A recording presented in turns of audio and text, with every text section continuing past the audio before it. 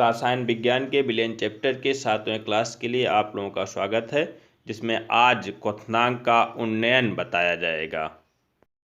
क्वथनांक का उन्नयन किसे कहा जाता है? क्वथनांक का उन्नयन पढ़ने से पहले आप लोगों को जानना पड़ेगा कि क्वथनांक किसे कहते हैं, क्वथनांक क्या होता है। क्वथनांक क्या होता है? देखिए, मान लीजिए किसी पात्र में कोई द्रव पदार्थ भरा गया है। कोई पात्र है, इस पात्र में कोई द्रव पदार्थ भरा गया है और इस पात्र के ऊपरी वायुमंडल जो है, जिसको कहा जाता है ऊपरी भाग जो है वायुमंडल, वायुमंडल का जो दाब है, वायुमंडल का जो दाब है वो है मान लीजिए 1 atm। वायुमंडल का दाब 1 atm है। अब किसी पात्र में यदि हम कोई द्रव पदार्थ लिए हैं, इस द्रव पदार्थ को यदि हम गर्म करते हैं तो इसका वाष्प दाब बढ़ता जाएगा। वाष्प दाब इसका बढ़ता जाता है। गर्म करते रहते हैं, वाष्प दाब बढ़ता जाता है और एक अवस्था ऐसी आती है कि इसका वाष्प दाब वायुमंडलीय दाब के बराबर हो जाता है। अर्थात जैसे माना कि हमने वायुमंडल का वाष्प दाब 1 atm है, atm का मतलब एटमॉस्फेयर, 1 एटमॉस्फेयर है। हमने द्रव पदार्थ को गर्म किया और गर्म करके इसका वाष्प दाब भी हमने 1 एटमॉस्फेयर कर लिया। और जिस ताप पर मान लीजिए द्रव पदार्थ आपका जल था और जल 100 सेंटीग्रेड तापमान पर जल का वाष्प दाब वायुमंडलीय दाब के बराबर हो गया और यही 100 सेंटीग्रेड तापमान इस जल का क्वथनांक कहलाता है। अर्थात हम कह सकते हैं किसी द्रव का क्वथनांक वह ताप होता है जिस ताप पर उस द्रव का वाष्प दाब वायुमंडलीय दाब के बराबर हो जाता है। हमने बताया कि एक हमने पात्र लिया था, इस पात्र में हमने जल भर लिया और जल को हम गर्म करना शुरू किए और गर्म करते रहे और गर्म करते समय 100 सेंटीग्रेड तापमान पर इसका वाष्प दाब वायुमंडलीय दाब के बराबर हो गया। अर्थात जल का क्वथनांक कितना हो गया आपका? 100 सेंटीग्रेड। अब जानते हैं क्वथनांक का उन्नयन। क्वथनांक समझ गए आप लोग? क्वथनांक क्या है अच्छी तरीके से हमने बता दिया। किसी द्रव का वह ताप जिस ताप पर उसका वाष्प दाब, किसी द्रव का ऐसा ताप जिस ताप पर उसका वाष्प दाब वायुमंडलीय दाब के बराबर हो जाता है, वह उसका क्वथनांक कहलाता है। आगे पढ़ना है आप लोगों को क्वथनांक का उन्नयन। उन्नयन का मतलब होता है वृद्धि करना। तो क्या होता है? मान लीजिए हम इसको इस तरीके से समझते हैं क्वथनांक के उन्नयन को। मान लीजिए कोई विलायक पदार्थ लिया गया है, कोई विलायक पदार्थ है। यहाँ पर किसी पात्र में कोई विलायक पदार्थ ले लिया गया है और इस विलायक पदार्थ में कोई आवाष्पशील पदार्थ घोल दिया गया।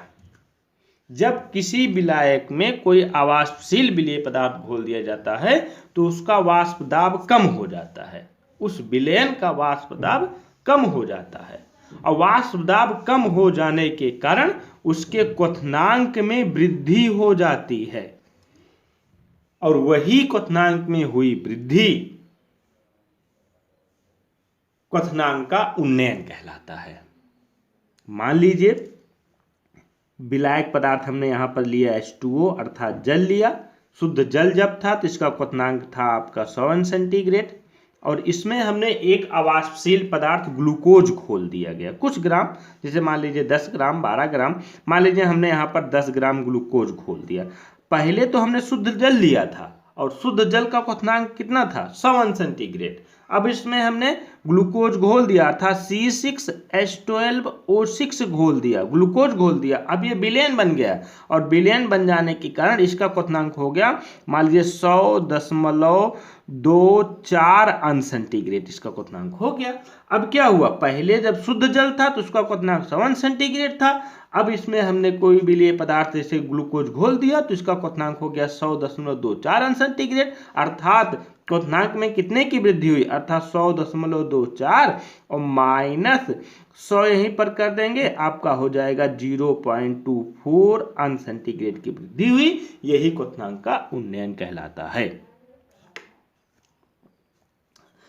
अर्थात हम कह सकते हैं कि जब किसी विलायक में कोई अवाष्पशील विलेय पदार्थ घोल दिया जाता है तो उसका वाष्प दाब कम हो जाता है। वाष्प दाब कम होने के परिणाम स्वरूप उसका क्वथनांक बढ़ जाता है। अर्थात वाष्प दाब के अवनमन के कारण क्वथनांक में हुई वृद्धि, क्वथनांक में जो वृद्धि होती है वही हुई वृद्धि क्वथनांक का उन्नयन कहलाता है। हमने यहाँ पर लिख भी दिया है, लिखा भी गया है कि किसी विलायक में कोई अवाष्पशील पदार्थ घोलने पर उसका वाष्प दाब कम हो जाता है, जिसके परिणाम स्वरूप उसका क्वथनांक बढ़ जाता है। अर्थात वाष्प दाब अवनमन के कारण, अवनमन का मतलब होता कम, वाष्प दाब की कमी के कारण विलयन का क्वथनांक शुद्ध विलायक के क्वथनांक से ऊंचा होता है। और विलयन और विलायक के क्वथनांकों का अंतर डेल्टा टी क्वथनांक का उन्नयन कहलाता है। मान लीजिए यदि किसी शुद्ध विलायक का क्वथनांक T0 है, किसी शुद्ध विलायक का क्वथनांक T0 है और विलयन का क्वथनांक T है, तो क्वथनांक का उन्नयन डेल्टा टीबी से प्रदर्शित करते हैं। क्वथनांक का उन्नयन डेल्टा टीबी इक्वल टू क्या हो जाएगा, T माइनस T0, जहां T विलयन का क्वथनांक है और T0 शुद्ध विलायक का क्वथनांक है। अर्थात किसी अवाष्पशील विलेय पदार्थ को किसी विलायक में घोल देने पर उसके क्वथनांक में जो वृद्धि होती है, किसके कारण वृद्धि होती है, वाष्प दाब के कमी के कारण, वाष्प दाब के अवनमन के कारण जो वृद्धि होती है वही उसका क्वथनांक का उन्नयन कहलाता है। क्वथनांक उन्नयन से अणुभार की गणना करते हैं। इसी फार्मूले पर, इसी अणुभार की गणना करने के फार्मूले पर ही आपका यूपी बोर्ड के एग्जाम में एक न्यूमेरिकल अवश्य पूछा जाता है। क्वथनांक के उन्नयन से अणुभार की गणना कैसे करते हैं, देखिए यहाँ पर क्वथनांक उन्नयन से अणुभार की गणना जिस फार्मूले के अनुसार किया जाता है उस फार्मूले का डेरिवेशन आपको नहीं पढ़ना है। आपको पढ़ना यहाँ पर है सिर्फ वो फार्मूला पढ़ना है कि जिस फार्मूले से किसी भी क्वथनांक के उन्नयन से अणुभार की गणना की जाती है, वो फार्मूला जानना है। तो फार्मूला क्या होता है कि किसी अवाष्पशील वैद्युत पदार्थ का यदि अणुभार स्मॉल m, किसी अवाष्पशील वैद्युत अनपघट्ट पदार्थ का अणुभार स्मॉल m और उसके विलायक क्वथनांक डेल्टा टीवी में जो संबंध होता है उसी संबंध से क्वथनांक के उन्नयन से अणुभार की गणना आप लोग आसानी से कर सकते हैं। वो फार्मूला क्या होता है देख लीजिए, small m equal to 1000 kb small w by delta TB into capital W। देखिए यही है, ये किसी अवाष्पशील वैद्युत अनपघट्ट, किसी अवाष्पशील वैद्युत अनपघट्ट अणुभार m और उसके विलयन के क्वथनांक का उन्नयन डेल्टा टीबी में निम्नलिखित संबंध होता है। संबंध क्या होता है, small m equal to 1000 kb small w by delta TB capital W, जहां पर स्मॉल m विलेय पदार्थ का ग्राम में भार, स्मॉल m विलेय पदार्थ का ग्राम में भार, स्मॉल m विलेय पदार्थ ग्राम में भार नहीं है, स्मॉल m विलेय पदार्थ का अणुभार, जहां स्मॉल m विलेय पदार्थ का अणुभार, फिर समझिए, जहां स्मॉल m विलेय पदार्थ का अणुभार, स्मॉल w विलेय पदार्थ का ग्राम में भार, स्मॉल w क्या है, विलेय पदार्थ का ग्राम में भार, फिर कैपिटल W विलायक पदार्थ का ग्राम में भार है, विलायक पदार्थ का ग्राम में भार है, और डेल्टा टीबी क्वथनांक का उन्नयन, डेल्टा टीबी क्वथनांक का उन्नयन, और केबी विलायक का मोलल उन्नयन स्थिरांक है, केबी विलायक का मोलल उन्नयन स्थिरांक है। फिर समझते हैं इस फार्मूले को। क्वथनांक उन्नयन से अणुभार की गणना निम्नलिखित फार्मूले के अनुसार करते हैं। वो फार्मूला आपका दिया गया है, small m equal to 1000 kb small w by delta TB capital W, जहां स्मॉल m विलेय पदार्थ का अणुभार, स्मॉल w विलेय पदार्थ का ग्राम में भार, कैपिटल W विलायक का ग्राम में भार, डेल्टा टीबी क्वथनांक का उन्नयन, केबी विलायक का मोलल उन्नयन स्थिरांक है। अब इस फार्मूले से हम अभी आप लोगों को एक आंकिक प्रश्न बताएंगे और उस टाइप के आंकिक प्रश्न बोर्ड यूपी बोर्ड के एग्जाम में पूछा जाता है। वैसे ही आंकिक प्रश्न यूपी बोर्ड के एग्जाम में पूछा जाता है और उस टाइप के आंकिक प्रश्न को सॉल्व करना आप लोगों के लिए बेहद जरूरी होता है। आइए देखते हैं, मोलल उन्नयन स्थिरांक पढ़ना है आप लोगों को। पढ़ना है क्या आपको? मोलल उन्नयन स्थिरांक। मोलल उन्नयन स्थिरांक होता क्या है? मोलल उन्नयन स्थिरांक परिभाषित कैसे करते हैं? मोलल उन्नयन स्थिरांक हमने बताया है कि किसी भी विलायक का मोलल उन्नयन स्थिरांक केबी ही होता है। केबी हमने बताया है, तो केबी को कैसे परिभाषित करते हैं? केबी की परिभाषा हम उसी सूत्र के अनुसार करते हैं। हम जानते हैं small m equal to 1000 KB small w by delta TB capital W, जहाँ स्मॉल m विलेय पदार्थ का अणुभार, स्मॉल w विलेय पदार्थ का ग्राम में भार, कैपिटल W विलायक का ग्राम में भार, केबी मोलल उन्नयन स्थिरांक और डेल्टा टीबी क्वथनांक का उन्नयन होता है। देखिए हमने इसको बटे बाई 1 कर लिया, इस तरीके से इसको हमने मल्टीप्लाई कर दिया एक दूसरे से, इस तरीके से मल्टीप्लाई कर दिया तो हो गया आपका मल्टीप्लाई 1 हो जाएगा। तो 1000 KB small w equal to small m से मल्टीप्लाई हो जाएगा तो small m delta TB capital W। ठीक है, हमने यहाँ पर स्मॉल m को यहाँ से ला करके इधर पक्षांतर कर दिया तो हो गया क्या आपका 1000 KB small w by small m equal to delta TB capital W। Small w विलेय का ग्राम में भार है, स्मॉल m विलेय पदार्थ का अणुभार है और हम फार्मूला जानते हैं विलेय पदार्थ का ग्राम में भार स्मॉल w बराबर विलेय पदार्थ का अणुभार स्मॉल m बराबर विलेय के मोलों की संख्या स्मॉल n होती है। अर्थात n इक्वल टू होता है small w by small m, अर्थात विलेय पदार्थ के मोलों की संख्या बराबर विलेय पदार्थ के मोलों की संख्या बराबर विलेय का ग्राम में भार बटे विलेय का अणुभार। इसके स्थान पर हमने n रख दिया इसी फार्मूले के अनुसार। जब n रख दिया तो आपका हो गया 1000 KB small n equal to delta TB capital W। और केबी इक्वल टू हम क्या करेंगे, यहाँ से केबी इक्वल टू निकालेंगे कैसे, इसको इधर से इधर हमने पक्षांतर कर दिया। आपका हो गया क्या, delta TB capital W by 1000 into small n। अब इसी फार्मूले पर यदि हम n इजकल टू 1 मोल रखें, n इजकल टू 1 मोल रखें, अर्थात विलेय का कितना मोल घुला हो, 1 मोल घुला हो।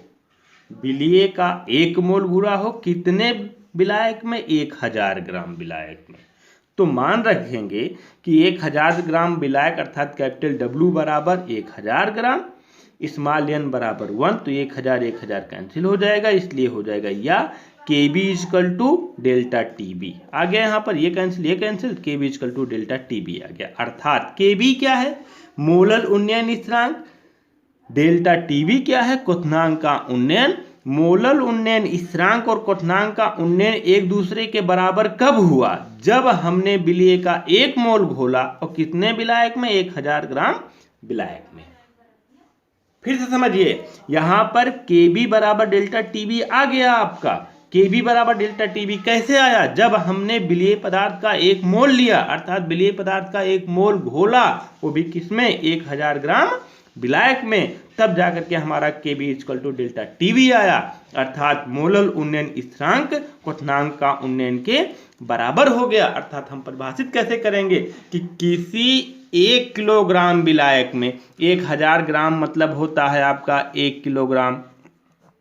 1 किलोग्राम विलायक, देखिए लिखा 1 किलोग्राम विलायक में, अर्थात कैपिटल W बराबर 1 किलोग्राम अर्थात 1000 ग्राम।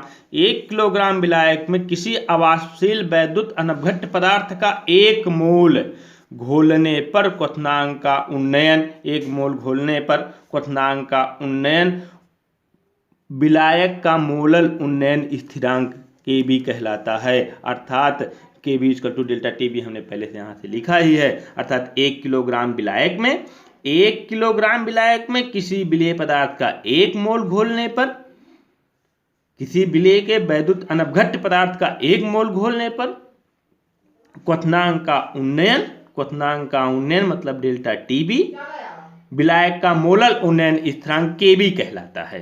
अर्थात KB equal to delta TB. देखिए स्थिरांक है, स्थिरांक होने के कारण इसका मान एक स्थिर है, निश्चित है, और निश्चित होने के कारण अलग अलग विलायकों के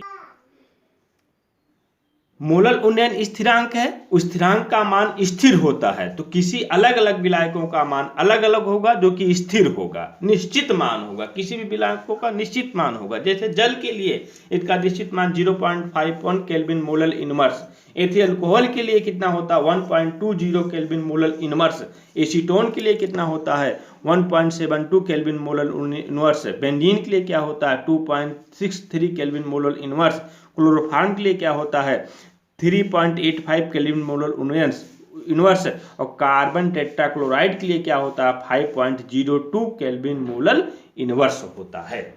अब इसी फार्मूले पर जो हमने बताया है, जो कि हमने बताया बहुत महत्वपूर्ण है, ये बहुत महत्वपूर्ण टॉपिक होता है कि इसी फार्मूले पर आपको हम एक आंकिक प्रश्न सॉल्व करके दिखाते हैं। आंकिक प्रश्न क्या दिया गया है, आंकिक प्रश्न है ग्लूकोज। देखिए आंकिक प्रश्न क्या दिया गया है, ग्लूकोज के एक जलीय विलयन जिसमें 12 ग्राम ग्लूकोज 100 ग्राम जल में घुला है। ग्लूकोज का एक जलीय विलयन बता रहे हैं कि वो जलीय विलयन इस प्रकार का है कि 12 ग्राम ग्लूकोज अर्थात C6H12O6 12 ग्राम ग्लूकोज 100 ग्राम जल में घुला है, अर्थात यहाँ H2O अर्थात विलायक का ग्राम में भार कितना है 100 ग्राम, 100 ग्राम जल में घुला है। का क्वथनांक का मतलब क्या हुआ कि जब 12 ग्राम ग्लूकोज को 100 ग्राम जल में घोल दिया गया तो विलयन बन गया, और विलयन का क्वथनांक 100.34 अंश सेंटीग्रेड है, और शुद्ध जल का क्वथनांक 100 अंश सेंटीग्रेड है। मतलब कि जब उसमें ग्लूकोज को घोला नहीं गया था तब का क्वथनांक कितना था, शुद्ध जल था तब का क्वथनांक कितना था 100 अंश सेंटीग्रेड था। लेकिन अब उसमें ग्लूकोज के 12 ग्राम को घोल दिया गया है, घोलने के बाद शुद्ध जल का क्वथनांक कितना हो गया है, घोल दिया गया है, घोलने के बाद विलयन का क्वथनांक कितना हो गया 100.34 अंश सेंटीग्रेड, अर्थात शुद्ध जल का क्वथनांक 100 अंश सेंटीग्रेड। अब जिस इसमें कोई विलेय पदार्थ था 12 ग्राम ग्लूकोज को घोल दिया गया तो विलयन बन गया, और विलयन का क्वथनांक आपका हो गया कितना 100.34 अंश सेंटीग्रेड। तो इससे एक पॉइंट आपको पता चल गया होगा कि क्वथनांक में वृद्धि कितने की हुई, पहले था 100 विलेय पदार्थ था ग्लूकोज अर्थात ग्लूकोज को घोल दिया गया तो उसका क्वथनांक हो गया 100.34, अर्थात वृद्धि कितने की हुई, वृद्धि हमारी कितने की हुई 100.34 माइनस 100 बराबर आ गया 0.34 की वृद्धि हुई, अंश सेंटीग्रेड की वृद्धि हुई। यही क्वथनांक का उन्नयन हो गया आपका। हाँ, कह रहे हैं कि ग्लूकोज के एक जलीय विलयन में 12 ग्राम ग्लूकोज को हमने बताया 12 ग्राम ग्लूकोज को 100 ग्राम जल में घुला है, 100 ग्राम जल में घुला है, का क्वथनांक 100.34 अंश सेंटीग्रेड है, मतलब घुलने के बाद विलयन का क्वथनांक 100.34 अंश सेंटीग्रेड हो गया, और शुद्ध जल का क्वथनांक 100 अंश सेंटीग्रेड है। जल के मोलल उन्नयन स्थिरांक Kb की गणना करनी है, जल के मोलल उन्नयन स्थिरांक Kb निकालना है। Kb कैसे निकालेंगे, हम जानते हैं कि विलीय करने वाले पदार्थ अर्थात विलीय पदार्थ को स्मॉल w से प्रदर्शित करते हैं, अर्थात स्मॉल w बराबर 12 ग्राम, कैपिटल W अर्थात जिसमें घोला गया है वो कितना है 100 ग्राम, और Tb का मान कितना है, Tb का मतलब क्या हुआ क्वथनांक का उन्नयन कितना है, क्वथनांक का उन्नयन 100.34 माइनस 100 बराबर 0.34 अंश सेंटीग्रेड, 0.34 अंश सेंटीग्रेड हो जाएगा। मतलब कि विलयन के क्वथनांक में से विलायक का क्वथनांक हमने घटा दिया, 0.34 अंश सेंटीग्रेड आ गया, और हम स्मॉल m अर्थात विलेय पदार्थ ग्लूकोज के अणुभार की गणना करेंगे। अणुभार की गणना करना हमने पिछले क्लास में हमने बताया है, पिछले लेक्चर में बताया गया है, वहाँ पर बताया गया है अणुभार की गणना। फिर भी यहाँ पर हमने एक संकेतांक दे दिया है कि कैसे गणना होता है इसका। तो स्मॉल m बराबर आ गया आपका 180, Kb बराबर क्वेश्चन मार्क हमें जो निकालना है वही पिछला फार्मूला हम जो आपको बताए थे कि small m equal to 1000 Kb small w by delta Tb capital W। यहाँ से पक्षांतर करेंगे तो Kb इक्वल टू हम निकाल लेंगे, Kb इक्वल टू हो जाएगा small m delta Tb capital W by 1000 small w। इस तरीके से सबके मान को हमने पुटअप कर दिया। स्मॉल m का मान रखा हमने 180 और डेल्टा Tb का हमने मान रखा 0.34 और कैपिटल W का मान रखा हमने 100 ग्राम 100 ग्राम और बाई फिर 1000 और स्मॉल w का मान रखा हमने 12 ग्राम। इसको सॉल्व किया, सॉल्व करने के बाद Kb का मान आ गया आपका 0.51 सेंटीग्रेड मोलल इनवर्स। इस तरीके से इस पर आपका एक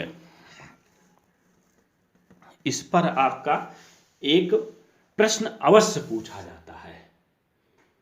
यूपी बोर्ड के एग्जाम में इस टॉपिक पर आपके एक प्रश्न अवश्य पूछे जाते हैं। तो कहीं कहीं क्या होगा कि मान लीजिए आपका मोलर उन्नयन स्थिरांक करना पूछ लिया है तो विलेय का ग्राम में भार पूछ लेगा या विलेय का अणुभार पूछ लेगा। तो इस फार्मूले से आप आसानी से किसी का भी मान आसानी से आप लोग निकाल सकते हैं। ये चैप्टर जो आपको बताया गया, ये मोलर उन्नयन स्थिरांक, उसके पहले जो बताया गया आपका क्वथनांक, फिर उसके बाद बताया गया आपका क्वथनांक का उन्नयन। ये टॉपिक बहुत इंपॉर्टेंट है। आप बोर्ड एग्जाम के दृष्टिकोण से इसको अच्छी तरीके से लर्न करिएगा। आपका एक टॉपिक और अभी बचा है, हिमांक का अवनमन। बिलियन चैप्टर का लास्ट लेक्चर हिमांक का अवनमन बताया जाना है। हिमांक का अवनमन नेक्स्ट वीडियो में आपको मिलता रहेगा। धन्यवाद।